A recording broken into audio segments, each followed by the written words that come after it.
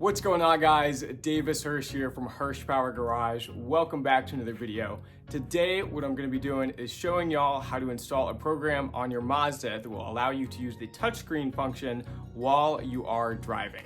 This is because Mazda has designed the system to work to, once you get up to, I think it's about 5 miles an hour, the touchscreen controls no longer work. And you have to use the little knob on the center console. That's just really inconvenient, and it's just not, in my opinion, the safest option. What's going on, guys? Jaden here, and today I'm going to be showing you how to enable touchscreen in motion on your ND1 or ND2 Miata. The only thing you're going to need for this process is an empty USB drive. Up on the screen now is the ND Miata forum. You can pause the video here to read if you'd like, but essentially it explains what exactly we're doing inside Mazda's computer system and how safe the process is to run. So the first thing you're going to want to do once you get on your computer and plug in the USB drive, we are going to format the USB drive. All the way here on the left in your File Explorer, you're going to right click your USB, you're going to click on Format. From here, this little page is going to pop up. Under File System, you're going to select FAT32 and then hit Start. It's going to give you a warning. This essentially is just going to erase all the data on your USB so we have a fresh start. You're going to hit OK. It's going to run the system. Shouldn't take long at all. We're already done. You're going to hit OK, close out of these windows. From here, once you enter your USB drive, it'll say this folder is empty. It should look exactly like this.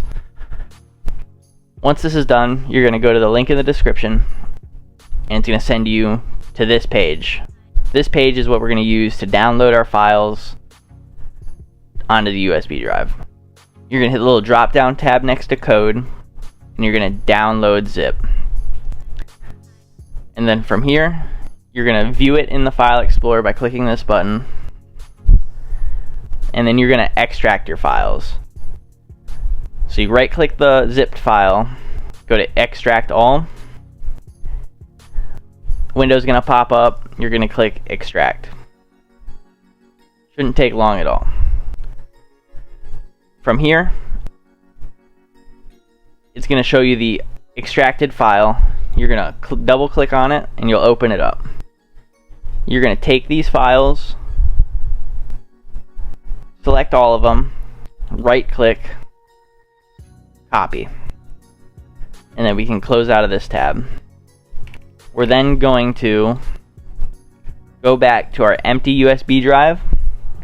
We're then going to right click anywhere on this page, and we're going to hit paste.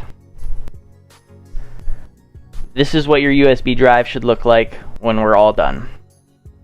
Very quick, very simple. From here, we're going to move to the car and finish the rest of the process there. From inside of the car, the rest of the process is very straightforward. What you're going to want to do is you're going to want to turn on the accessory. So all your electronics turned on.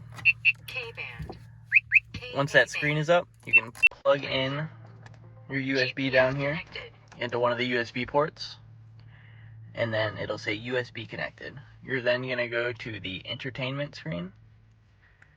You're going to want to scroll down to USB 1. It's going to start playing the USB like it's music. This screen is then going to pop up, and you're going to want to click Open Terminal. I'm going to give this a minute here.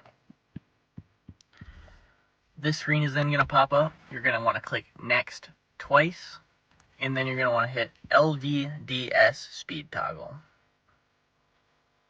It should say LVDS speed restriction has been toggled, disable. You're then going to hit OK, cancel, and then restart.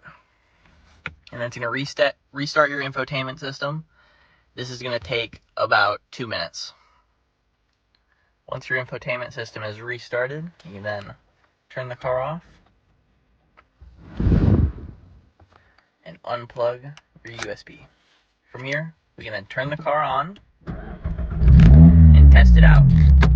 Turn the AC off for you guys. So,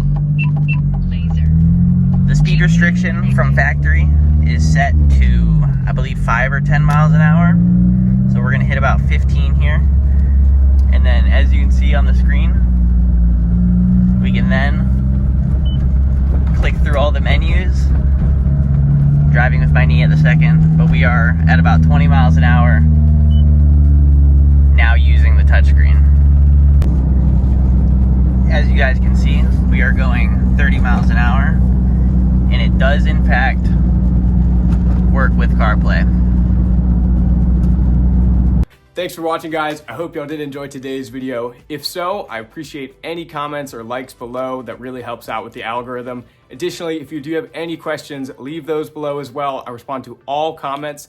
If you do want to see more automotive content, I have a 2012 370Z Nismo, as well as a 1990 and 1994 Mazda Miata, and a 2021 turbocharged track Miata. So if that's your thing, feel free to stay subscribed, and I look forward to seeing from y'all soon. Shit.